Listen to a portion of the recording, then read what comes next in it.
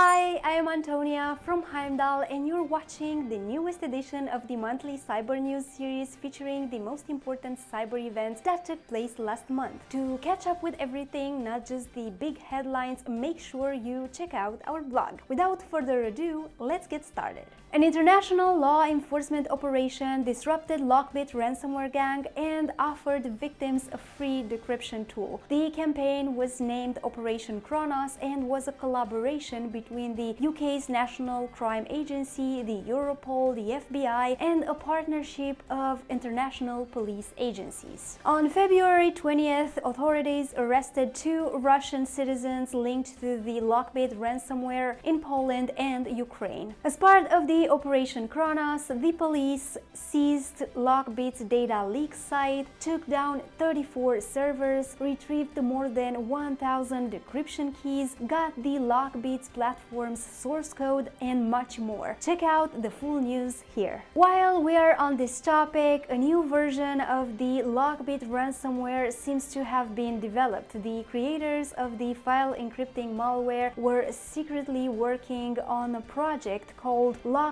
NG Dev, believed to be the 4.0 version of the tool. We talk about the features of the new Lockbit version here. The popular remote desktop software provider AnyDesk has announced that its production systems have been compromised following a cyber attack. Threat actors access the company's systems, stealing source code and private code signing keys. The company declared there was no evidence that the attack affected end-user devices and customers can safely continue to use AnyDesk. However, they recommend using the latest versions 7.0.15 and 8.0.8 that have a new code signing certificate. You can read the complete news here. An insider data breach at Verizon has compromised the personal information of over 63,000 employees, nearly half of the company's global workforce. The compromised information includes employees' full names, addresses, social security numbers, national IDs, gender, dates of birth, compensation details, and much more.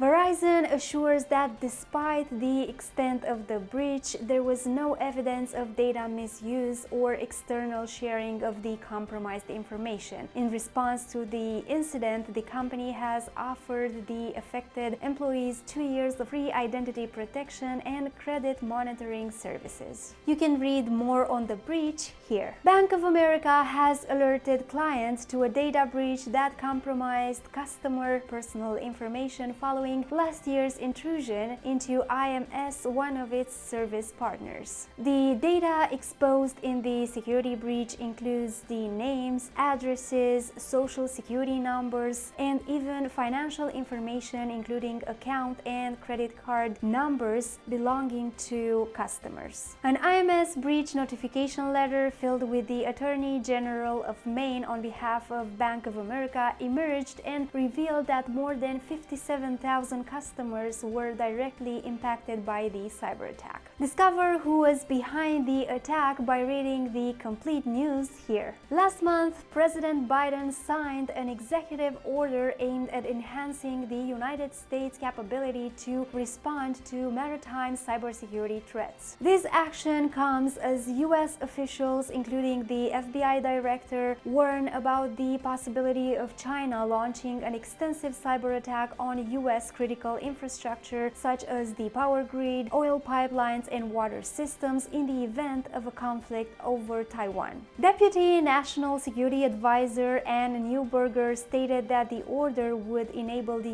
U.S. Coast Guard to establish minimum cybersecurity standards for ports nationwide. In addition, more than $20 billion will be invested over the next 5 years to improve port infrastructure. I invite you to read the complete news here. There you have it, the most important news of February. If you enjoyed this edition, make sure you like this video, share it with your connections, and subscribe to our YouTube channel for more content.